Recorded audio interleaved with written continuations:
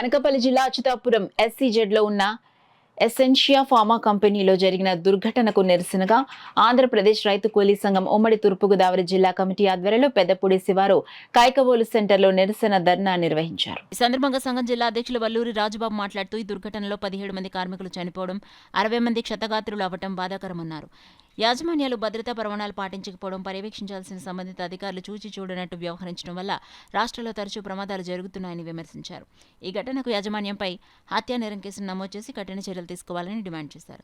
ఈ కార్యక్రమంలో కమిటీ సభ్యులు మడికి సత్యం, బి యేసు, ఏ బాబీ, వల్లూరి సత్యబాబు, లోవరాజు, ప్రేమ్ కుమార్, లంకా వెంకటరమణ, దర్శి దుర్గయ్య తదితరులు పాల్గొన్నారు. ప్రమాదానికి కారణమైనటువంటి వారిని అందరూ కూడా కఠినంగా శిక్షించాలని చెప్పేసి మేము డిమాండ్ చేస్తున్నాం.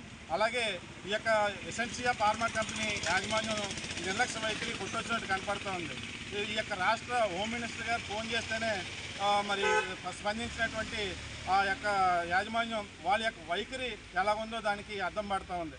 కాబట్టి ఈ భద్రతా చర్యలు పాటించడంలో యాజమాన్యం నిర్లక్ష్యం చాలా కనపడుతూ ఉంది.